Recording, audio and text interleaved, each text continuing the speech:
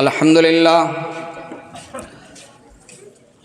لله نحمده ونستعينه ونستغفره ونعوذ بالله من شرور أنفسنا ومن سيئات أعمالنا من يهده الله فلا مضل له ومن يضلله فلا هادي له وأشهد أن لا إله إلا الله وحده لا شريك له وأشهد أن محمدًا عبده ورسوله يا أيها الذين آمنوا اتقوا الله حق تقاته ولا تموتن إلا وأنتم مسلمون يا أيها الناس اتقوا ربكم الذي خلقكم من نفس واحدة وخلق منها زوجها وبث منهما رجالا كثيرا ونساء واتقوا الله الذي تساءلون به والأرحام إن الله كان عليكم رقيبا يا أيها الذين آمنوا اتقوا الله وقولوا قولا سديدا يصلح لكم أعمالكم ويغفر لكم ذنوبكم ومن يطع الله ورسوله فقد فاز فوزا عظيما أما بعد فإن خير الحديث كتاب الله وخير الهدي هدي محمد صلى الله عليه وسلم وشر الأمور محدثاتها وكل محدثة بدعة وكل بدعة ضلالة وكل ضلالة في النار فأعوذ بالله السميع العليم من الشيطان الرجيم بسم الله الرحمن الرحيم يا أيها الذين آمنوا كونوا قوامين لله شهداء بالقسط ولا يجرمنكم شنآن قوم على ألا تعدلوا اعدلوا هو أقرب للتقوى واتقوا الله إن الله خبير بما تعملون رب اشرح لي صدري ويسر لي أمري واحلل عقدة من لساني يفقهوا قولي رب زدني علما رب زدني علما رب زدني علما سبحانك لا علم لنا إلا ما علمتنا إنك أنت العليم الحكيم اسٹیج پر جلوہ افروز معزز علماء کرام، صدر جلسہ، سامعین اور مدرسہ محمدیہ عربیہ کے گراؤنڈ میں بیٹھی ہوئی خواتین اسلام ماں اور بہنوں، آئیے سب سے پہلے ہم اس اللہ رب العالمین کی حمد، اس کی بڑائی اور کبریائی بیان کریں جس اللہ رب العالمین نے ہمیں مسجد مریم کے اندر بیٹھ کر کتاب و سنت کی یہ مجلس رچانے کی توفیق بخشی۔ اللہ ان تمام بھائیوں کو اور ان تمام ماں اور بہنوں کو اس کا بہترین بدلہ عطا فرما جو اس مجلس کے اندر شریک ہیں، اور مسجد مریم کے نوجوانوں کو بہترین بدلہ عطا فرما جنہوں نے اس مجلس کو رچایا۔ اللہ رب العالمین کی مختصر سی حمد و ثنا کے بعد درود و سلام نازل ہو اللہ کے تمام پیغمبروں پر، بالخصوص آخری نبی رحمت للعالمین، شفیع المذنبین، شافع محشر رحمت للعالمین جناب محمد رسول اللہ صلی اللہ علیہ وسلم پر، جنہیں اللہ رب العالمین نے ہماری رہنمائی کے لیے اس دنیا کے اندر مبعوث فرمایا۔ اللہم صلی وسلم علی نبینا محمد۔ حضرات، میں چند منٹ جس ٹاپک، جس موضوع کے سمجھ گفتگو کروں گا وہ ہے اسلام میں عدل و انصاف کی اہمیت، the importance of justice in Islam. اسلام میں نیائے اور نष्पक्षता کا महत्व۔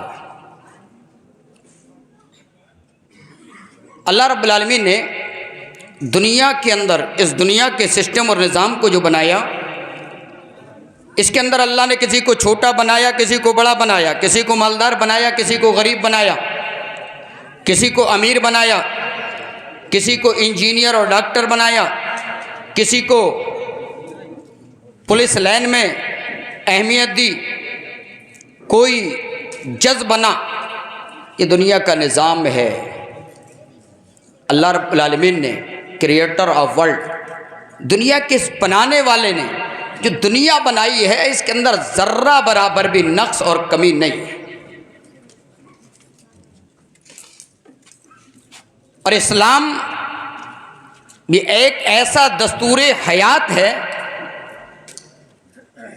جو ہمیں ہر موڑ پر گائیڈ کرتا ہے، ہر موڑ پر ہماری رہنمائی کرتا ہے۔ کسی جگہ ہمیں اس نے آزاد نہیں چھوڑا۔ ایسا نہیں ہے کہ اللہ نے کسی کو مالدار بنا دیا، کسی کو جج بنا دیا تو وہ جو چاہے کرے، کسی پر ظلم کرے، کسی کے ساتھ میں ناانصافی کرے، بلکہ اللہ رب العالمین نے انصاف پر بہت زیادہ زور دیا، لوگوں کو باقاعدہ حکم دیا۔ قرآن اور حدیث، رسول اکرم جناب محمد رسول اللہ کی سیرت، صحابہ کی طرز زندگی، یہ بھری ہوئی ہے لوگوں کے ساتھ میں رواداری کے تعلق سے، لوگوں کے ساتھ میں انصاف کرنے کے تعلق سے بھری ہوئی ہے۔ آئیے بات کو آگے بڑھانے سے پہلے میں آپ کو بتا دوں، عدل، اس کا جو اپوزٹ اور وپریت ہوتا ہے اس کو عربی میں جور کہتے ہیں، اور جور کے معنی ہوتا ہے ظلم۔ اور ظلم کس کو کہتے ہیں؟ وضع الشیء علی غیر محلہ، کسی چیز کو جس کا وہ اپنا حق ہے اس سے ہٹا کر کے کسی دوسری جگہ رکھ دینے کو ظلم کہا جاتا ہے۔ اب آپ کو پتہ ہے، انصاف کو آپ سمجھیے، انصاف چاہتا ہے کہ جس کا جو حق ہے اس کو وہ حق ملنا چاہیے، اور ظلم چاہتا ہے کہ جس کا جو حق ہے وہ حق نہیں ملنا چاہیے، حقدار کو حق نہیں ملنا چاہیے، اور انصاف چاہتا ہے کہ حقدار کو حق ملنا چاہیے۔ اور انصاف یہ نہیں چاہتا کہ دونوں فریق کو خوش کر دیا جائے۔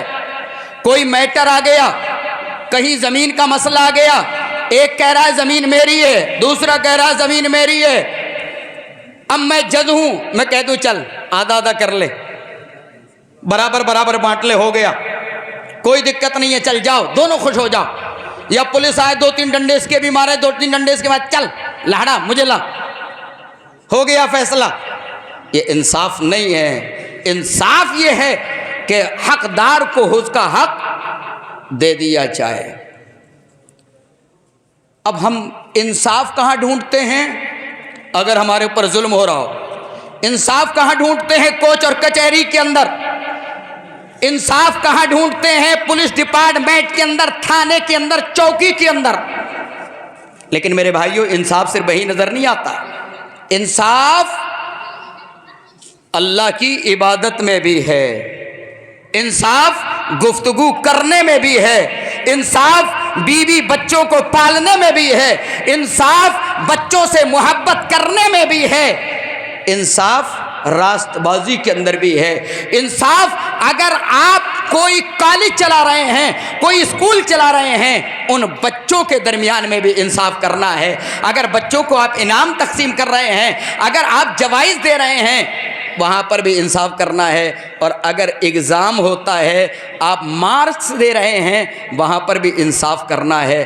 انصاف ہر جگہ پر ہے، صرف ایک جگہ نہیں ہے۔ آئیے بالترتیب ہم چلتے ہیں اللہ کی عبادت کی طرف۔ اللہ نے ہمیں کیوں پیدا کیا ہے؟ اللہ نے ہمیں اپنی عبادت کے لیے پیدا کیا ہے۔ اب اگر ہم اللہ کی عبادت کے ساتھ کسی غیر کی بھی عبادت کریں تو گویا عبادت کرنے میں ہم انصاف سے کام نہیں لے رہے ہیں۔ آئیے پارہ نمبر 27 سورۃ الذاریات آیت نمبر 56 اللہ نے کیوں پیدا کیا ہے؟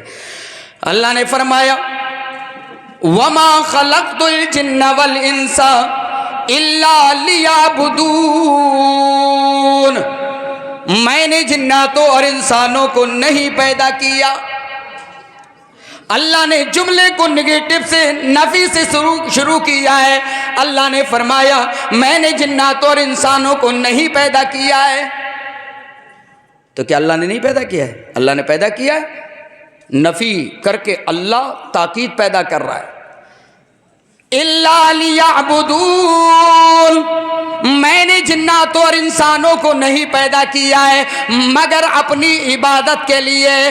سمپل اور سادہ ترجمہ ہم یوں کر سکتے ہیں، اللہ نے جناتوں اور انسانوں کو محض اپنی عبادت کے لیے پیدا کیا ہے، صرف اور صرف اپنی عبادت کے لیے پیدا کیا ہے۔ میرے بھائیوں اور مسلمانوں، اللہ کو ماننے والوں، اللہ کے سامنے بھی جھکتے ہو اور ہزاروں کے سامنے بھی جھکتے ہو، اللہ سے دعائیں بھی کرتے ہو اور اللہ کے علاوہ نہ جانے کتنے لوگوں سے بھی دعائیں کرتے ہو۔ بتاؤ میرے بھائیوں، عبادت کرنا بھی دعا ہے۔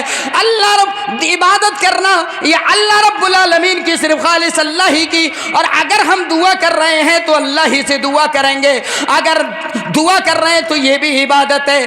اگر ہم نے اللہ سے بھی دعا کی ہے اور غیروں سے بھی دعا کی ہے، میرے بھائیوں یہ شرک ہو جائے گا، یہ ظلم ہو جائے گا، یہ انصاف کے خلاف ہو جائے گا۔ میرے بھائیوں، اگر کوئی اپنے آپ کو اہل حدیث کہہ رہا ہے، اگر وہ اللہ کے ساتھ کسی دوسرے کو شریک کر رہا ہے، میرے بھائیوں وہ اہل حدیث ہو ہی نہیں سکتا ہے، وہ مسلمان ہی نہیں ہو سکتا ہے، بلکہ وہ مشرک کی کیٹیگری میں آ جائے گا، وہ اللہ کی عبادت میں ظلم کرنے والا ثابت ہوگا۔ اور میرے بھائیوں، حضرت لقمان نے اپنے بیٹے سے کہا تھا یا بنیا لا تشرک باللہ ان الشرک لظلم عظیم، اے میرے بیٹے اللہ کے ساتھ میں کسی کو شریک نہ کرنا۔ کیوں؟ اس لیے کہ شرک کرنا یہ سب سے بڑا ظلم ہے۔ ابھی میں نے بتایا تھا انصاف کا اپوزٹ ظلم ہوتا ہے، اور سب سے بڑا ظلم اللہ کے ساتھ میں کسی کو شریک کرنا ہے۔ اور دوسری بات یہ معلوم ہوئی کہ اللہ کے نیک بندے اپنے چھوٹے چھوٹے بچوں کو بٹھا کر کے سمجھایا کرتے تھے۔ آج ہمیں فرصت ہے اپنے بچوں کو سمجھانے کی؟ کبھی دین کی بات ہم اپنے بچوں کے سامنے کرتے ہیں؟ کبھی اپنے بچوں کو سمجھانے کی کوشش کرتے ہیں؟ نہیں میرے بھائیوں، یہاں اللہ کا ایک نیک بندہ اپنے پیارے سے بچے کو اپنے قریب بٹھا کر کے وصیت کر رہا ہے یا بنیا لا تشرک باللہ ان الشرک لظلم عظیم، اے میرے پیارے بیٹے اللہ کے ساتھ میں کسی کو شریک نہ کرنا، اس لیے کہ شرک کرنا اللہ کے نزدیک سب سے بڑا گناہ ہے، اللہ کے نزدیک سب سے بڑا گناہ ہے، یہ سب سے بڑا ظلم ہے اور یہ انصاف کے برخلاف ہے۔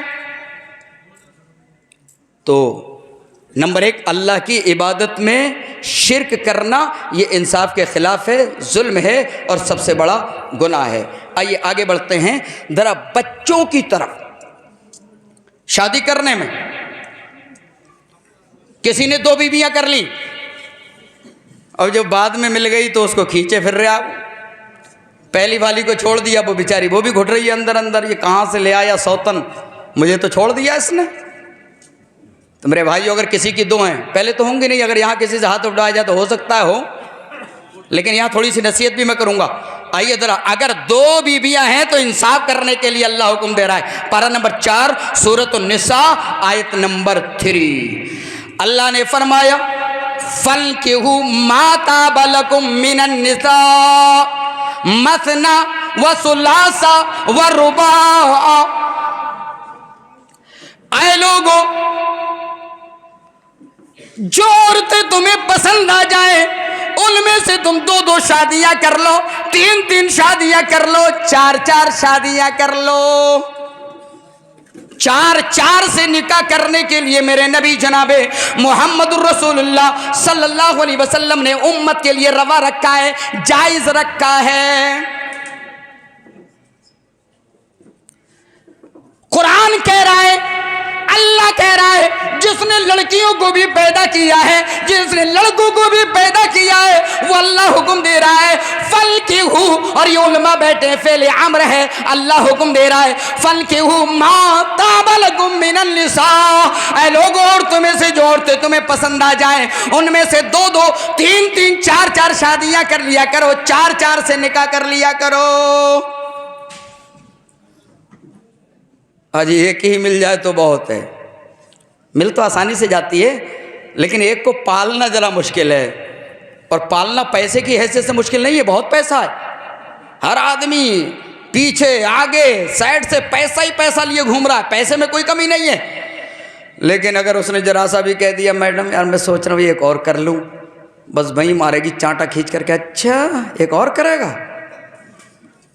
اب عورتیں وہاں سوچ رہی ہوں گی کہ مولانا صاحب یار کہیں دوسری شادی نہ کروا دیں ہمارے شوہر کی، یہ تو قرآن کہہ رہا ہے شادی کر سکتے ہو آپ 2-2 سے۔ اور آج یہ لڑکیاں جو گھروں پر بیٹھی ہوئی ہیں میرے نوجوان ساتھیوں، اگر اللہ نے تمہیں دیا ہے، طاقت دی ہے، قوت وا دیا ہے، اگر پیسہ دیا ہے تو کر لیا کرو 2-2۔ بابو خان رضوی آتے ہیں ہمارے مولانا صاحب، 3 ہیں ماشاءاللہ، ہم مل دیں نا 3 کا، 2 کا بھی نہیں۔ سعودیہ کے اندر اپنے آپ سے کہتی ہیں عورتیں لے لو ایک سہیلی، کوئی بات نہیں ہے، کر لو ایک اور، تو اگر آپ کریں گے تو بٹیں گی نا یہ لڑکیاں جو بیٹھی ہوئی ہیں، سب بٹ جائیں گی، لیکن نہیں کرتے۔ خیر اب یہ جائز ہے، میں یہ نہیں کہنا ضروری ہے، یہاں قرآن سے بھی میں ثابت کروں گا، لیکن کرنا یہ جائز ہے۔ لیکن اگر کوئی آدمی عورتوں میں انصاف نہ کر سکے تو اللہ کیا کہہ رہا ہے فَإِنْ خِفْتُمْ أَلَّا تَعْدِلُوا فَوَاحِدَةً، اے لوگو اگر تم ان بیویوں کے درمیان میں انصاف نہ کر سکو، اگر تم ان کے ساتھ میں اچھا سلوک نہ کر سکو، اگر تمہیں انصاف اور برابری نہ دے سکو تو اللہ کہہ رہا ہے فواحدہ، تو ایک ہی کر لیا کرو، ایک کر لیا کرو۔ معلوم یہ ہوا میرے بھائیوں، وہ نوجوانوں جن کے یہاں 2-2 بیویاں ہوں، اگرچہ ایک پرانی ہو اور ایک نئی ہو، آپ کو انصاف دینا ہے، اپنی اندر کی خواہشات کو پورا کرنے میں، اس کو کپڑے پہنانے میں، اس کا نان اور نفقہ دینے کے اندر آپ کو برابری کرنی ہے، ورنہ کل قیامت کے دن اس عورت کے ساتھ میں جس کے ساتھ میں تم نا انصافی کر رہے ہو، جس کو تم نے چھوڑ رکھا ہے، کل قیامت کے دن وہ عورت تمہارا دامن پکڑ کر کے چھین لے گی، کل قیامت کے دن دامن پکڑ کر کے گھسیٹ لے گی۔ تو بیویوں کے درمیان میں بھی انصاف کرنا۔ ماشاءاللہ ہمارے شیخ محترم اسٹیج پر تشریف لا چکے ہیں، جو نوجوان ادھر ادھر گھوم رہے ہیں وہ بھی تشریف لے آئیں، اور انشاءاللہ بہترین خطاب آپ کو سننے میں ملے گا انشاءاللہ۔ آپ تشریف رکھیں، اور جو باہر لوگ ہیں ان سے بھی گزارش ہے کہ تشریف لے آئیں اور جم کر کے بیٹھیں انشاءاللہ۔ 1.5-2 گھنٹہ انشاءاللہ آپ کا خطاب ہوگا، اور اگر آپ نے اور بھی ساتھ دیا اور مولانا صاحب کی ہمت بنی رہی تو انشاءاللہ اور لمبا بھی خطاب ہو سکتا ہے۔ تمام لوگوں سے گزارش ہے اندر تشریف لے آئیں۔ تو انصاف بیویوں کے اندر، آئیے ذرا بچوں کے اندر انصاف دیکھ لیتے ہیں۔ بچوں کے درمیان انصاف، اللہ رب العالمین نے کسی کو لڑکی دے دی، کسی کو لڑکا دے دیا، کسی کے پاس 3 لڑکیاں ہو گئیں، ایک لڑکا ہوا۔ اگر 3 لڑکیوں پر اللہ نے کسی کو لڑکا دیا، میرے بھائیوں ہم آپے سے باہر ہو جاتے ہیں، ہم اس کے اندر نہ جانے کتنی مکاریاں کرتے ہیں، عقیقے ناچ اور گانے کس طریقے سے۔ اگر 3 لڑکیوں پر لڑکا مل جائے میرے بھائیوں، بچے اگر اللہ نے دیے ہیں، چاہے وہ لڑکی دی ہو، چاہے وہ لڑکیاں دی ہوں، چاہے وہ لڑکے دیے ہوں، ان تمام کے اندر انصاف کرنا ضروری ہے۔ اور بہت سارے والدین چھوٹا بیٹا، ہاں چھوٹا بیٹا تو بڑا پیارا ہے، اگر 5 بیگھہ بڑے کو دوں گا تو اس کو 10 بیگھہ دوں گا۔ اس طریقے کی سوچیں بھی آج ہمارے معاشرے کے اندر موجود ہیں۔ آئیے ذرا دیکھتے ہیں، اللہ کے نبی جناب محمد رسول اللہ تشریف رکھے ہوئے ہیں, آپ بیٹھے ہوئے ہیں. حضرت نعمان اپنا واقعہ بیان کرتے ہیں. حضرت نعمان ابن بشیر رضی اللہ تعالیٰ عنہ کہتے ہیں میں اللہ کے نبی جناب محمد رسول اللہ صلی اللہ علیہ وسلم کے پاس آیا. میرے باپ بشیر مجھے لے کر کے امام کائنات جناب محمد رسول اللہ صلی اللہ علیہ وسلم کے پاس لے کر کے آئے. حضرت بشیر نے کہا اے اللہ کے نبی انی نحلت ابنی ھذا غلام, میں اپنے اس بچے کو ایک غلام ہبہ کرنا چاہتا ہوں. غلام جس طریقے سے آج نوکر چاکر ہوتے ہیں ویسے غلام جانوروں کی طرح بکا کرتے تھے. تو ایک غلام حضرت بشیر لے کر کے آئے اور اللہ کے نبی صلی اللہ علیہ وسلم کو گواہ بنانا چاہ رہے ہیں اور کہہ رہے ہیں اللہ کے نبی میں ایک غلام اپنے اس بچے کو دینا چاہتا ہوں, آپ گواہ بن جائیے. اللہ کے نبی خاموش ہو گئے, دیکھا, غور کیا, غور کرنے کے بعد ایک کوشچن کر دیا. آپ نے سوال کیا, فرمایا انحلت مثلہ انحلت کل ولدک مثلہ. بخاری شریف کی روایت ہے کتاب الہبہ کے اندر. اللہ کے نبی نے فرمایا اے بشیر کیا یہ غلام اسی کے مثل, کیا تم نے اپنے تمام بچوں کو بھی دیا ہے یا نہیں دیا ہے؟ جس طریقے سے تم اپنے اس نعمان کو دے رہے ہو, جس طریقے سے تم اپنے اس بچے کو یہ غلام دے رہے ہو, بتاؤ کیا تم اپنے تمام بچوں کو یہ غلام دے رہے ہو یا نہیں دے رہے ہو؟ کہنے لگے نہیں یا رسول اللہ ایسا نہیں ہے, میں اپنے صرف اس نعمان کو اپنے اس چھوٹے بیٹے کو دینا چاہ رہا ہوں. اللہ کے نبی نے فرمایا فرجعہ, اے بشیر اپنے اس غلام کو جو تو نے اپنے چھوٹے بچے کو دیا ہے اس کو واپس لے لو, اس لیے کہ تمہارے لیے جائز نہیں ہے. اور اس کے بعد امام کائنات جناب محمد رسول اللہ صلی اللہ علیہ وسلم نے فرمایا اے لوگو اعدلوا بین اولادکم, اپنے بچوں کے درمیان میں انصاف کیا کرو. اگر حقوق الوالدین پہ جب تقریر ہوتی ہے تو ماں باپ بہت خوش ہوتے ہیں, بڑھیا تقریر ہوئی, آج تو بڑا اچھا کہہ دیا آپ نے مول صاحب. لیکن یہی ماں باپ بچوں کے حق بھی ادا نہیں کرتے ہیں تو کبھی نہیں کہتے ہیں ذرا ایسے بھی تقریر کر دیا کرو, ہم نے چھوٹے کو اتنا دیا, بڑے کو اتنا دیا ہے, چھوٹے کو فرنٹ دیا ہے اور بڑے کو بیک دیا ہے. یہ سب کہاں کا انصاف ہے میرے بھائیوں؟ چھوٹے بچے ہونے میں تو فرق ہو سکتا ہے, بڑا بچہ ہو گیا, ایک چھوٹا بچہ ہے آپ گود کھلا رہے ہیں, اتنا فرق تو ہو سکتا ہے, ورنہ شریعت تو ہمیں وہاں پر بھی انصاف کرنے کے لیے کہہ رہی ہے, محبت کرنے میں بھی انصاف کرنے کے لیے کہہ رہی ہو.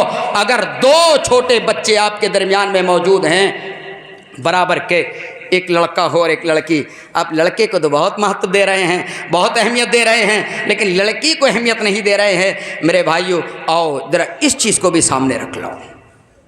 حضرت انس رضی اللہ تعالیٰ عنہ کہتے ہیں میں نبی کے پاس بیٹھا ہوا تھا, اچانک ایک صحابی دوسرے صحابی بھی امام کائنات کے برابر میں بیٹھے ہوئے ہیں, اچانک اس صحابی کا چھوٹا سا بچہ دوڑتے ہوئے آیا. نبی اکرم جناب محمد رسول اللہ بیٹھے ہوئے ہیں, حضرت انس بیٹھے ہوئے ہیں, دوسرا صحابی بیٹھا ہوا ہے. اس صحابی کا چھوٹا بچہ دوڑتا ہوا آیا. اس صحابی نے اپنے اس چھوٹے سے بچے کو اپنی گود کے اندر لیا, لینے کے بعد اس کی پیشانی پر بوسہ دیا, اس کی پیشانی کو چوم لیا اور اپنی ران پر بڑے پیار سے بٹھا لیا. اللہ کے نبی منظر دیکھ رہے ہیں.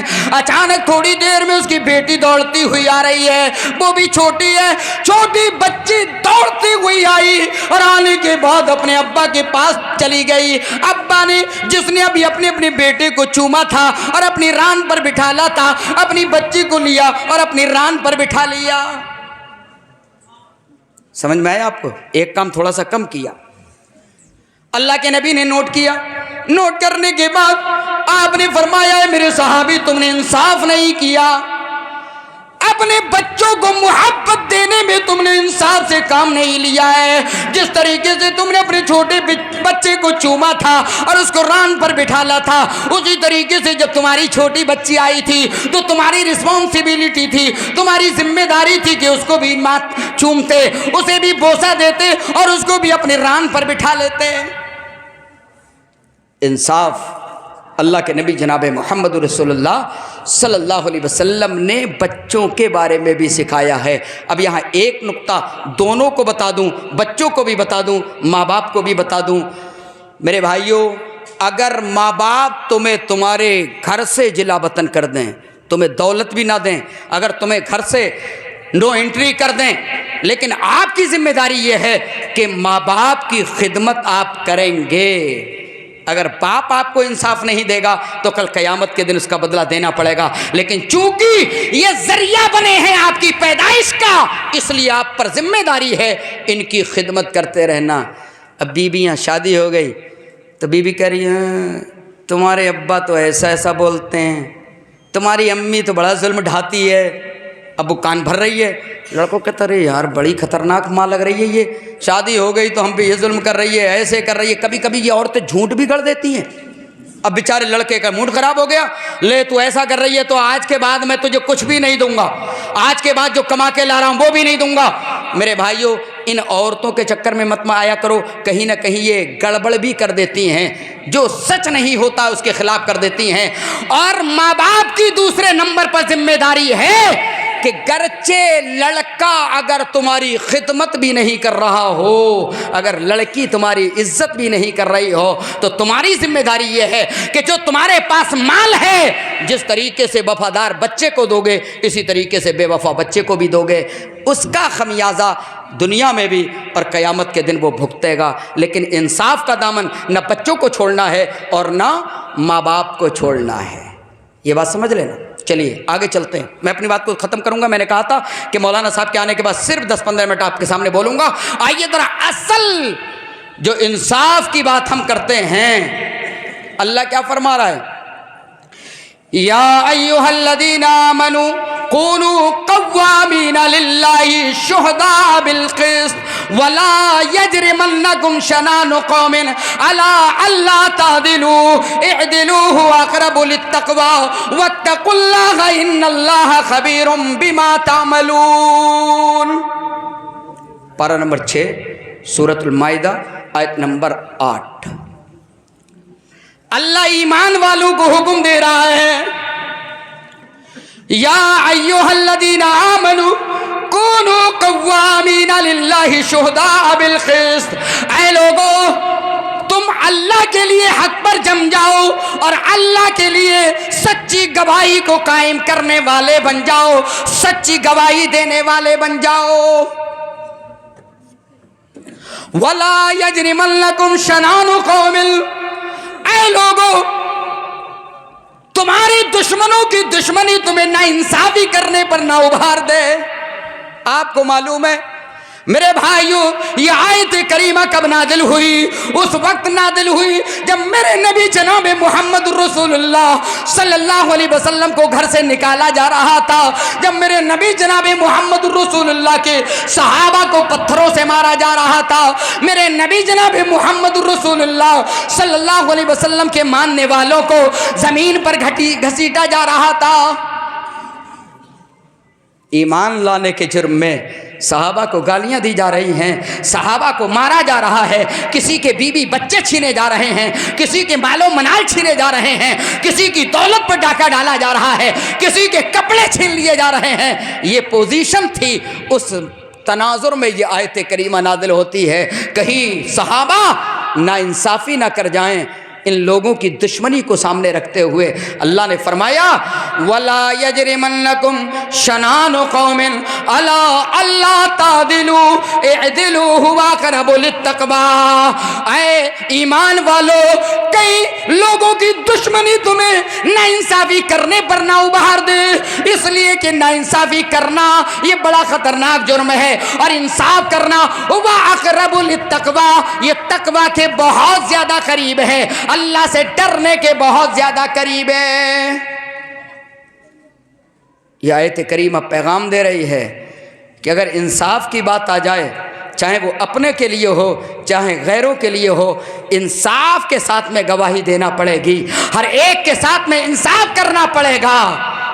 اگزامپل کے طور پر ابھی میرا کسی سے میٹر ہو جائے، میں مسلمان ہوں، جس سے میٹر ہوا ہے وہ غیر مسلم ہے، اب گواہی دینے کے لیے کسی اور کو کھڑا کر دیا جائے جو مسلمان ہے. اب وہ دیکھ رہا ہے ہاں یہ تو غیر مسلم ہے اور یہ مسلمان ہے، چلو ایسا ہے جو معاملہ ہے تمہارا یہ غیر مسلم کا غلط ہے، اس مسلمان کا صحیح ہے. حالانکہ وہ اندر سے سمجھ رہا ہے کہ نہیں مسلمان کا صحیح نہیں ہے بلکہ اس کا صحیح ہے. اسلام ہمیں حکم دے رہا ہے، اللہ جس نے اس کائنات کو بنایا ہے وہ اللہ سارے لوگوں کے ساتھ میں انصاف کرنے کا حکم دے رہا ہے، چاہے وہ مسلمان ہو، چاہے وہ غیر مسلمان ہو، چاہے وہ عیسائی ہو، چاہے وہ پادری ہو، دنیا کا کوئی بھی آدمی ہو.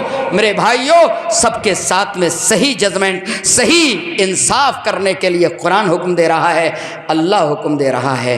آئیے ایک واقعہ اور کوٹ کر دیتا ہوں اور اس کے بعد اپنی بات کو ختم کروں گا. فاتح مصر اور گورنر مصر حضرت عمر ابن عاص رضی اللہ تعالی عنہ کی بیٹے کی شکایت حضرت عمر فاروق کی عدالت میں مدینہ کے باؤنڈری کے اندر پہنچ جاتی ہے. میرے بھائیو حضرت عمر فاروق منتری ہیں اور عمر ابن عاص ایک عام انداز سے حکومت کو سنوارنے والے یعنی گورنر ہیں. گورنر کا بیٹا، اس کی شکایت، اس کے خلاف ایپلیکیشن حضرت عمر فاروق کی عدالت میں پہنچ جاتی ہے. میرے بھائیوں کس کی عدالت؟ حضرت عمر فاروق کی عدالت.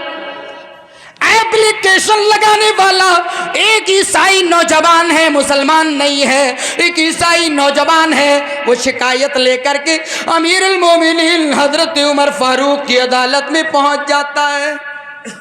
اے امیر المومنین قد ظلم ایھا الامیر قد ظلم علی ابن الامیر. اے امیر میرے اوپر مصر کے امیر کے بیٹے نے ظلم کیا ہے، میرے ساتھ میں بڑا غلط معاملہ کیا ہے، میں اس کی شکایت لے کر کے آپ کی عدالت میں آیا ہوں. قصہ کیا ہے؟ واقعہ کیا ہے؟ اس آدمی نے پورا کوٹ کر دیا.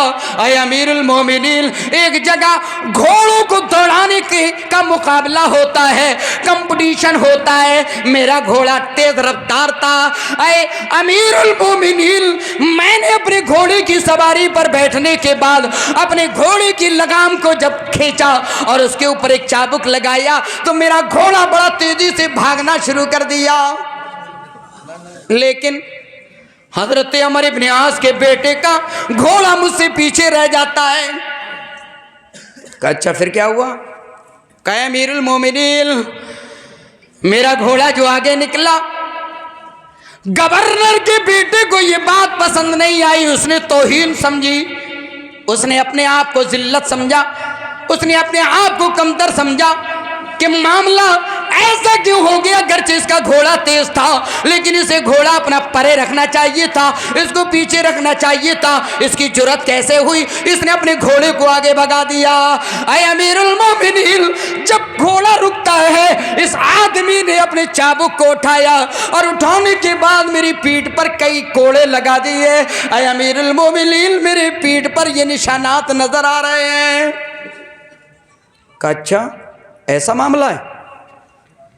حضرت عمر فاروق رضی اللہ تعالیٰ عنہ اگر چاہتے تو کہہ سکتے تھے کوئی بات نہیں، وہ تو امیر کا بیٹا ہے، وہ تو گورنر کا بیٹا ہے. آپ کو نہیں معلوم ہے؟ بتاؤ ایک گورنر کے، ایک لیڈر کے بیٹے نے کسانوں کے اوپر کس طریقے سے اپنی گاڑی کو بے دردی کے ساتھ میں دوڑا دیا تھا اور ان کے کیس کا کیا ہوا، کہاں عدالت میں پہنچا اور کب سولو کر دیا گیا، کسی کو پتہ نہیں چلا. میرے بھائیوں یہاں اگر عمر فاروق چاہتے تو یہ کہہ کر کے مسئلے کو ٹال دیتے، نہیں بھائی وہ تو گورنر ہے، گورنر کا بیٹا ہے، اس کا تو معاملہ ہی الگ ہے. نہیں، امیر المومنین نے کہا ٹھیک ہے بیٹھو، جب تک تمہیں انصاف نہ دلا دیا جائے تم یہاں سے ہل کر کے نہیں جاؤ گے، یہاں سے ہٹ کر کے نہیں جاؤ گے. حضرت عمر فاروق نے ایک ایلچی کو دوڑایا مصر کی طرف، کہا جاؤ عمر ابن عاص اور ان کے بیٹے کو بلا کر کے لے کر کے آؤ. میرے بھائیوں ایلچی جاتا ہے، ایک تیز رفتار گھوڑے کو لے کر کے ایک ایلچی پیغمبر تیزی سے چلا جا رہا ہے. عمر ابن عاص کے پاس پہنچ گیا, حضرت عمر فاروق کا پیغام دے دیا, حضرت عمر فاروق کا میسج سنا دیا کہ آپ کو طلب کیا ہے. حضرت عمر ابن عاص رضی اللہ تعالیٰ عنہ نے اپنے بیٹے کو لیا اور لینے کے بعد 2 گھوڑے سوار تیار کیے, ایک پر خود بیٹھتے ہیں, دوسرے پر اپنے بیٹے کو بٹھالا, اور بٹھالنے کے بعد تیزی کے ساتھ عمر فاروق کی عدالت میں پہنچ گئے. پہنچنے کے بعد حضرت عمر نے عیسائی کو بھی کھڑا کر دیا, عیسائی لڑکے کو کھڑا کر دیا, اور ادھر حضرت عمر ابن عاص ہیں. کون ہیں؟ آج کے دور میں کہہ سکتے ہو ودھایک ہیں, آج کے دور میں کہہ سکتے ہو پردھان ہیں. پردھان کا بیٹا اگر کسی کو گالی دے دے تو سوار ہو جائے گا, کس سے آنکھیں لڑا رہا ہے؟ پردھان ہوں. کس سے لڑا رہا ہے؟ ودھایک ہوں, منتری ہوں. ڈر نہیں لگ رہا ہے؟ ابھی فون کروں گا, ایک گاڑی ابھی فورس تمہارے مکان پہ جا کر کے لگ جائے گی. آنکھیں لڑاتا ہے, شرم نہیں آتی ہے؟ آج کتنا سنا دے گا. میرے بھائیو, یہاں سنی جا رہی ہے عیسائی لڑکے کی. یہاں گورنر کو طلب کیا گیا ہے, بیٹے کو طلب کیا گیا ہے. دونوں ایک طرف کٹگھڑے میں کھڑے ہوئے ہیں, اور ادھر عیسائی لڑکا کھڑا ہوا ہے, اور ججمنٹ دینے والے حضرت عمر فاروق ہیں. کہ عمر ابن عاص, معلوم ہے آپ کے بیٹے نے کیا کیا ہے؟ کہا عیسائی لڑکے بتاؤ معاملہ کیا ہے. اس نے اپنے معاملے کو سنایا. سنانے کے بعد حضرت عمر ابن عاص نے اپنی نگاہ کو اپنے بیٹے پر ڈالا. کہا بیٹے بات کیا ہے, سچ ہے یا غلط ہے؟ کہاں ابا جان سچ ہے. جھوٹ نہیں بولتے تھے وہ, ابھی جھوٹ بھی بول جائیں گے لوگ. میری گاڑی نہیں گئی ہے ادھر, میں نے تھوڑی روندا ہے, کسی اور نے روندا ہے. میں نے تھوڑی گالی دی ہے, کسی اور نے دی ہے. جھوٹ بول جاتا ہے. لیکن وہ مومن تھے. باپ نے دیکھا, آنکھیں نکال کر کے گزمناک نگاہ ڈالی, بیٹا تھرا کر کے کھڑا ہو گیا. ابا جان غلطی ہوئی ہے, ہاں قصوروار ہوں. عمر ابن عاص نے کہا اپنے کوڑے کو امیر المومنین حضرت عمر فاروق کے ہاتھوں میں پکڑا دیا. اے امیر المومنین, میرے کوڑے سے میرے بیٹے کو سزا دے دی جائے. حضرت عمر فاروق نے اس کوڑے کو عمر ابن عاص کی طرف پھینک دیا. کہا نہیں, اس کوڑے کا تو معاملہ یہ ہونا چاہیے تھا کہ مصر کے اندر ہی سزا دے دیتا. لیکن آج جب معاملہ میری عدالت میں آیا ہے تو اس وقت کوڑا میرا ہوگا اور اس نوجوان کا ہاتھ ہوگا. جس طریقے سے تمہارے بیٹے نے اسے سزا دی ہے, جس طریقے سے تمہارے بیٹے نے انہیں مارا ہے, اسی طریقے سے یہ بھی مارے گا. مجمع دیکھ رہا ہے, لوگوں پر سناٹا چھایا ہوا ہے. حضرت عمر ابن عاص کا بیٹا کٹگڑے میں کھڑا ہوا ہے, ملزم بھی شکل میں کھڑا ہوا ہے, اور مدعی ایک عیسائی لڑکا ہے. حضرت عمر فاروق کا کوڑا ہاتھ میں لینے کے بعد وہ نوجوان کھڑا ہو گیا. نوجوان نے اپنے کوڑے کو سنبھالا. سنبھالنے کے بعد اس حضرت عمر ابن عاص کے بیٹے کے پیٹھ پر اتنے کوڑے لگائے جتنے کہ اس نے لگائے تھے, اور کوڑا اس کے بعد زمین میں پھینکا, اور پھینکنے کے بعد جو زبان کھلی, میرے بھائیو وہ کلمات ذرا نوٹ کر لینا. کیا کلمات تھے؟ اشہد اللہ الہ الا اللہ وحدہ لا شریک لہ واشہد ان محمد عبدہ ورسولہ. یہ کلمات پڑھ کر کے وہ عیسائی مسلمان ہو جاتا ہے. میرے بھائیو, یہ انصاف کے واقعات اور یہ صحابہ کرام کی زندگی تھی. انصاف کے معاملے میں جو قرآن نے ان سے کہا تھا وہ کرتے تھے. آج کوٹ اور کچہریوں میں چہرے دیکھے جاتے ہیں. آج اگر مسلمانوں کو ہی آپس میں پنچایتی بنا دیا جائے تو چہرہ دیکھیں گے, ہاں یہ کھلیرا ہے, یہ ممیرا ہے, یہ پھپھیرا ہے, یہ فلاں ہے, یہ فلاں ہے. کہیں گے اچھا تمہارا معاملہ صحیح نہیں لگ رہا ہے.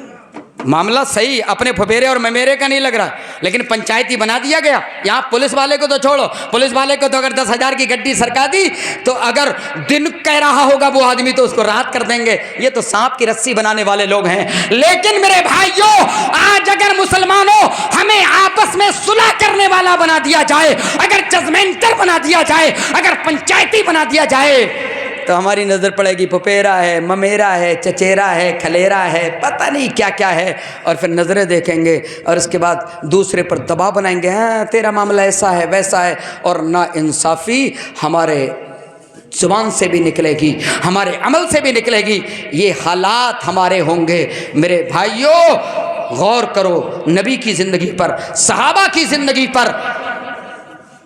اگر اجازت ہو تو نبی کا ایک واقعہ اور سنا دوں اور اس کے بعد بات کو ختم کروں۔ امید ہے میں انشاءاللہ یہ نوجوان جم گئے ہیں، اب اگر سحری یہاں کھلانا پڑی تو انشاءاللہ یہ نوجوان کھانے کے لیے تیار رہیں گے انشاءاللہ، کہو انشاءاللہ۔ ہاں بس ایک واقعہ، زیادہ نہیں۔ نبی، یہ تو نبی کے صحابہ ہیں، نبی کی زندگی کا پنہ پلٹ لیں، بخاری کے حوالے سے میں واقعہ رکھوں گا۔ اللہ کے نبی جناب محمد الرسول اللہ صلی اللہ علیہ وسلم کے زمانے میں یہ قانون پاس کر دیا گیا، قرآن کے اندر بھی نازل کر دیا گیا، اگر کسی آدمی نے چوری کر لی اور اگر گواہ لا دیے گئے، اگر گواہی آ گئی تو اس کے پونچے سے ہاتھ کو کاٹ دیا جائے گا۔ کہتے اسلام کٹھورتا کا آرڈر دیتا ہے۔ سعودیہ کے اندر ایک چور کا ہاتھ کاٹا جاتا ہے، پورے سال میں ایک کے علاوہ کسی کی چوری کرنے کی ہمت ہی نہیں ہوتی ہے۔ اور ہندوستان میں رنگے ہاتھوں پکڑے ہوئے چور کو بالکل بری کر دیا جاتا ہے، ادھر سے چھوٹ کے آیا کسی کے گھر میں گھس جاتا ہے۔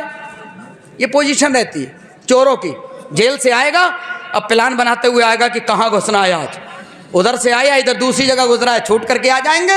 میرے بھائیو سعودیہ کے اندر جب قرآن کا یہ حکم نافذ ہوتا ہے کہ چور کا ہاتھ کاٹ دیا جاتا ہے، میرے بھائیو سونے کی دکانیں بھی شٹر گرا کر کے نمازی نماز پڑھنے چلا جاتا ہے۔